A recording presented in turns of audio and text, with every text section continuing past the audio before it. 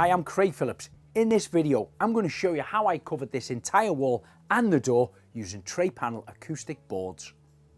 Now this is the acoustic panel I'm going to be using. The sizes of them are 2.4 meters high, which is about 8 foot, and 600 millimeters wide, which is about 2 foot. They're interlocking, but I'll show you how they interlock in a moment when we get the first panel up. Now what you've got to decide on is which part of the area you want to start on. There's no set rules. We predominantly want to cover up a door, but what is important about it is wherever we have our panels coming across, when they bridge over the top of the door, where those lines come down, they must continue in a straight line there, and we don't want them offset. So the one option would be you start and you cut your panel that would fit on your door. Your offcut piece then would go above your frame, and you would continue those lines in situ and work your way from the left to the right. The second option, which is what I'm probably going to start with, is placing it up against one side, checking that it's level, and then if it is, continue, work my way across. My second panel then will bridge across the corner of the door frame, and of course will be cut, but that'll set my precedent where the lines need to come down and continue through the doorway. Now you've decided where your first panel is going to be installed. It's worth marking out along the wall to see where the rest of them are going to be installed, because what you don't want to do is end up with little small cuts in important areas around the door frame. So my first one is going to start here at 600. Push that up against there. We've already established that I've got a good sized piece here, and my cut will continue to about this point. 600, which will be there. That's on average, and the next one beyond that then we'll go from there and we'll finish around here, which is great. So then when the full piece goes on there, I'll be cutting a little small slither off where it steps over the top of the frame here, and it won't happen to be putting a little small slither in there, which wouldn't look that good. That'll bring me another full one from about there to there, leaving me with, again, a good healthy cut there, which is about just under 500 millimeters. So it'll be a small amount cut off, and that'll give me our 4 full boards across the wall. Now you're ready to install your first board. Now there's a number of different ways you can fix them to the surfaces. One is you can apply a glue on the back of it, place it into position, and that'll hold nice and tight once it's dry. However, I prefer to put a screw in the top and bottom of it just to hold them into position until the glue is dry while you continue with the other boards. Alternatively, if you're going into a solid wall, which holes would have to be drilled in using a masonry drill bit, then a plastic plug would be applied, then the boards could be screwed and fixed to the wall without the use of glue. For this demonstration, I'm going to be gluing the boards to the wall. So I'm using a multi-use glue, and I'm applying it on across a line at the top, and then I'm zigzagging across the board about every 400 millimeters apart. I'll continue this from top all the way down to the bottom, and then I'll strike one straight line all the way up the left and right hand side. Now you've applied the glue on the back of the board, spin it over, offer it up into position, press it firmly against the plasterboard, check with the spirit level to see it's level, and then you can drive a couple of screws in top and bottom just to hold it into position. I'm using a black drywall screw, so if you leave it in place, you won't see it. Now I mentioned earlier about both sides being interlocking. This is an offcut off a previous job we did. The shade is a different colour, but if we look along one end here, we can see that this is standing proud, where on this side, it's actually sunken in. So that will interlock in like that. It'll hold it into position, stop it pulling out, and then it'll give you a similar gap to what you've got along here. Now, depending on what type of door frames and architrave you have at home, you have got a couple of options of how you get around it. One option is you can interlock your board in, bring it up to here and cut it flush with there and go around the top of the frame. Well, the other option is, if you feel comfortable to, you can remove the architrave off here to expose the edge of the frame, and then you tuck your board in and bring it all the way to the inner edge of your frame. I'm using a sharp trimming knife just to cut the paintwork between the architrave and the frame. Once you've done that on the 3 inside edges of the frame, then you can take a chisel and a mallet and start to gently chip away until you can lever the architrave away from the frame. It can sometimes be a bit tricky to start with, but once you get behind it, it should come off quite easy. So I'm going to place my second board now back up into position, interlock the foam behind it so it anchors it into place. And when I pull this along here, I can now see the back of my frame up there. So I'm going to take a marker pen and mark it from the inside, just along the edge of the inside of the frame. Press it against it.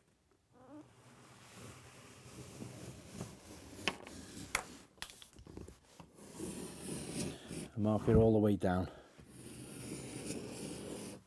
Now you may not be able to see the black marker line that I've put all the way down the back of here, because these boards of course are black. You could always use a white piece of chalk, which would work well.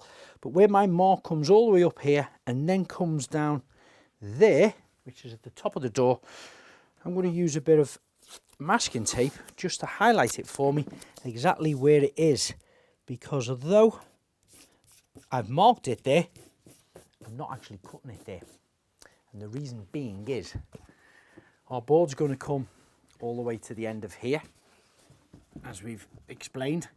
And if you do choose to clad around the inside of your frame, they'll be coming down and that'll be fine. That'll meet the corner of there. However, your top one above the door, when that comes down, we've got it marked to be flush there. And if I cut these down and have them underneath like this, what I don't want to do is see that cut edge. That cut edge coming under the bottom of the door. What I want is the panels above it to actually cover it that way. So what I need to do next is transfer the thickness of this, because of course that will be coming down below my mark. So if I place that off cut of the board flush with here, I then have another mark here, which I can just about see, and I don't have any chalk with me, so I'm going to put some more light masking tape on there, and that is where my cut is going to be. So this top bit there is going to be longer, and it will come down and cover the edge of these cut pieces here. So I can remove that one now. I know that's the cut I'm going to commit to. So I'm going to cut the foam from this side just by placing a set square on here.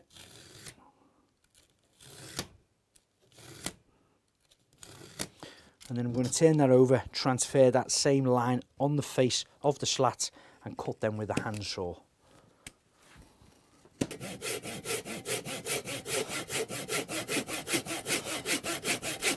Okay, so now that is cut, I've cut through the first three sections there. My mark is on the other side, so I'm just going to double check that, and I think I'm going to be cutting directly along the line of the slat here. So I won't cut it from behind, I'll simply use my trimming knife and use that as a straight edge to cut along the slat. So that's almost cut all the way through.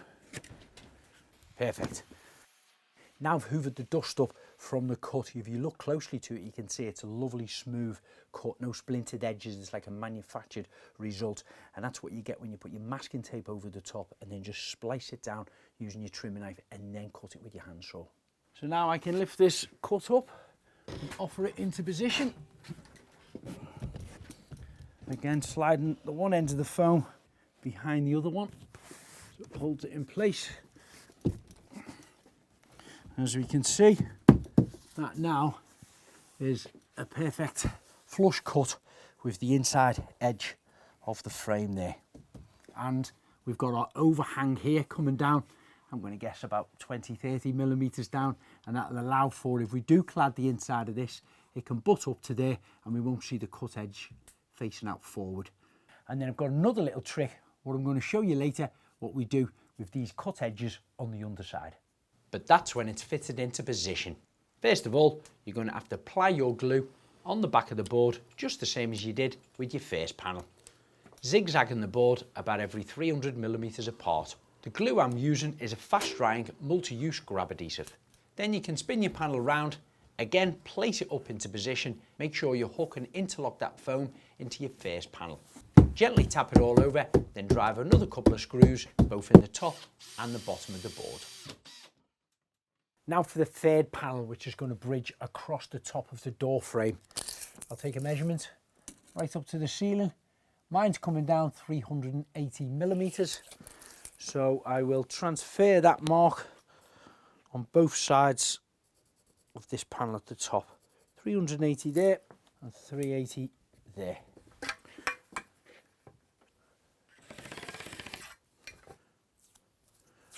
I'm going to place my masking tape right over the top of that line. Just remark that. By scoring the top surface of the panels with a trimming knife allows me to get a smoother cut when using a handsaw.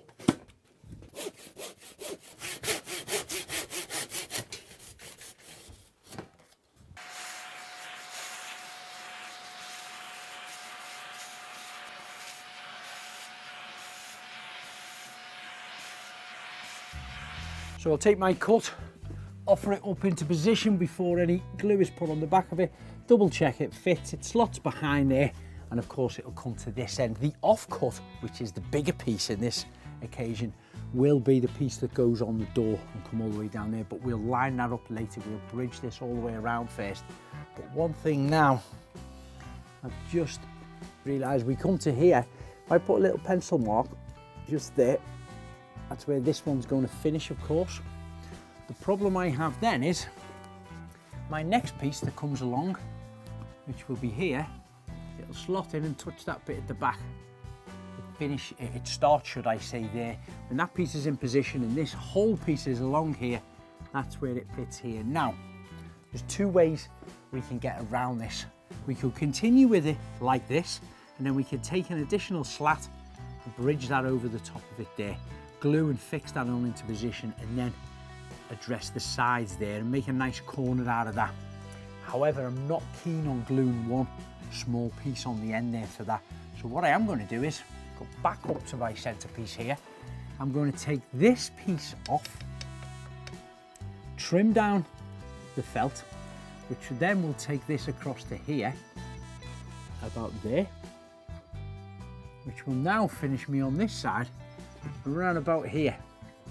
So this piece that comes in then will straddle over that, and that will be connected to that back foam board on there, and we'll hold it in stronger, and we can trim this off and work our sides around it. So now I've got to remove this slat here, and on the opposite side of it they are stapled in about every 180mm apart to make them nice and strong. So I'm going to remove them staples just with a pair of pliers. So now that's removed, the next stage is cutting down some of the black foam here. We've just got to get a position where that is going to be, because our next board then will come along and interlock into it here. And at the same time we want to try to keep the same gap to marry in with all of these. And place this little slat in position and use that as a straight edge to cut the foam.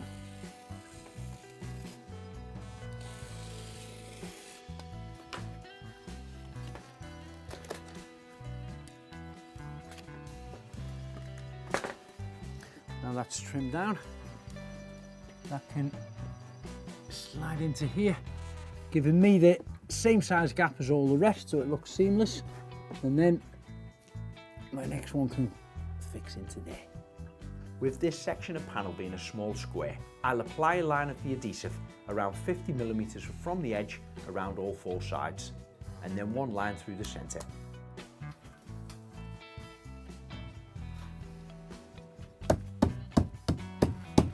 Tight up to the ceiling, keeping it nice and flush along here. Checking that we've got enough space below to get our slats in there too.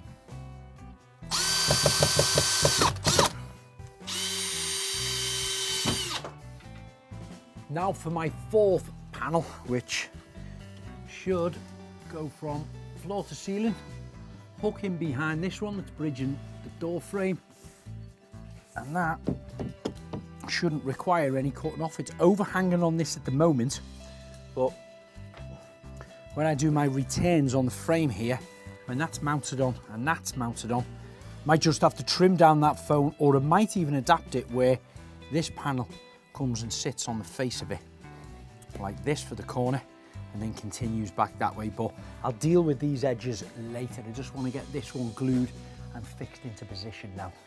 Just like the other panels, interlock the foam into the previous board that's already fixed in place. Once you've leveled it up, press it down with your hands and drive a couple of screws in the top and bottom. Now for my fifth and final board for the wall is going to be fitted on the end here. So I'll just take a couple of measurements of this. 535, same again at the bottom, 535, and then I'll need to measure from there, allowing for my 5mm where it tucks behind. 535, which is taking me right up to this second slat here, flush along there. So again, I'll use that as my straight edge to cut down. And it is wise at this point as well to just double check that your corners to see if they are level, and you don't need to take off a couple of slats and then adjust or cut the foam on an angle to marry into the wall if it's just falling out of fraction.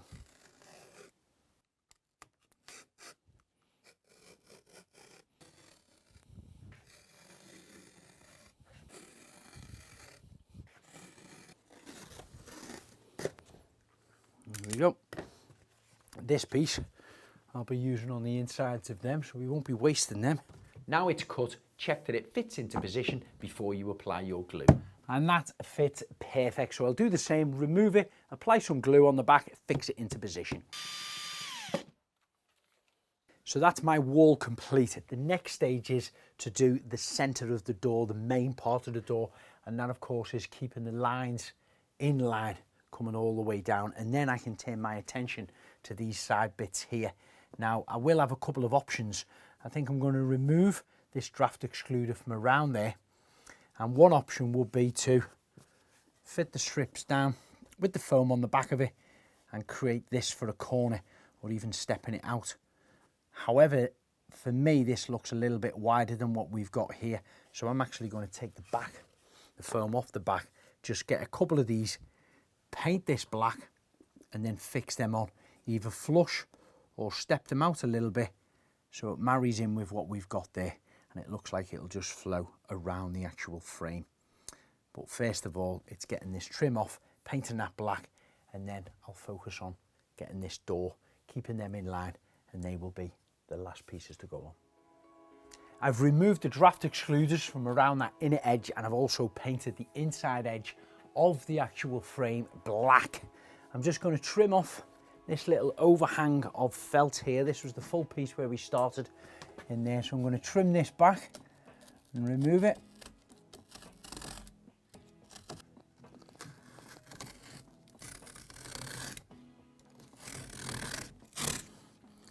This foam is about 10mm thick, and it cuts after a couple of strikes with a sharp trimming knife. There we go. Okay, so that's off. Now that's taken me almost flush to there, but we're standing, well, we're not actually, we're standing about 10mm wide. So if I get myself a little bit of foam, pop it on there, that now is bringing it flush to that. So I think I can retain my corners quite well there. Now on this side where we mentioned that isn't, that's stepping back a little bit, so I'm going to take the slats off and stick them on without any foam on, just to balance it out and make up that 10 or 15mm. But I'm going to cut this large piece now. This is the offcut from here that I've still got on my workbench. I'm going to cut off a small bit from the top, which is just 65mm wide off this piece, and then we should have enough for in there, and then that should then fit the door, and it'll continue all the way down just the way we want it. So from this it's 65 there and 65 this end. I'm marking a line with my pencil, then placing the tape over before I start to score it with the trimmer knife. This will give me a smoother edge once cut.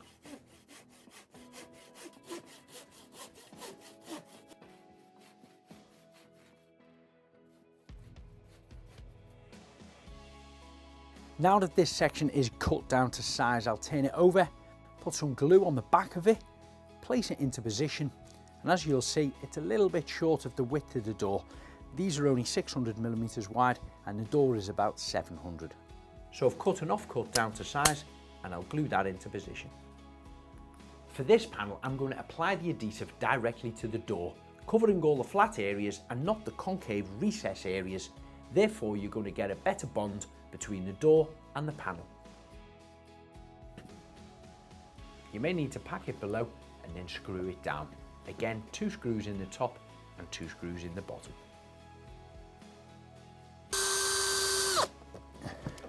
I've cut another offcut to complete the door. Again, just apply your glue on the back of this, place it into position and screw it top and bottom. Now I'm ready to tackle the inside edges of my door frame on both sides. I've got a strip cut down to length and I've took off the acoustic board off the back of it and pulled the pins out. Now, initially I was thinking I could put 2 strips in each side. The first one was going to come flush with this, giving me a nice space in there. And then I thought I'd put a second one in here. However, it's a little bit tight for me and we're not going to have a gap between there and there. So this door frame size isn't quite wide enough for me putting 2 on. It might be for you at home. All casings are different, so just double check what you can get away with. So I'm not going to put the 2 in there. I'm going to put the 1.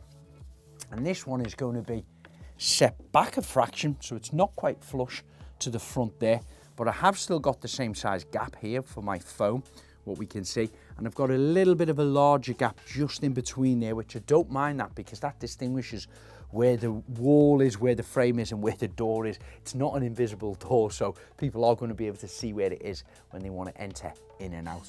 So I'm just going to fit the 1 slat on both sides of my frame. That's my 2 side edges now stuck down to the inside edge of the door frame. So all the fitting of the panels across the wall and the door is complete. However, remember my cut along here where we can actually see the cut edge. Now there are trims you can purchase to put over things like this. However, I'm going to apply a little bit of furniture wax just over the end of them. I've got a defining wax, so it's kind of a silvery grey colour. I'm going to put some tape across the top. I'm going to apply the wax on with a soft sponge. You've only got a small amount left in here, but you do only need a tiny little bit. And it's done. It is as quick and as easy as that. All you need to do now is remove the masking tape.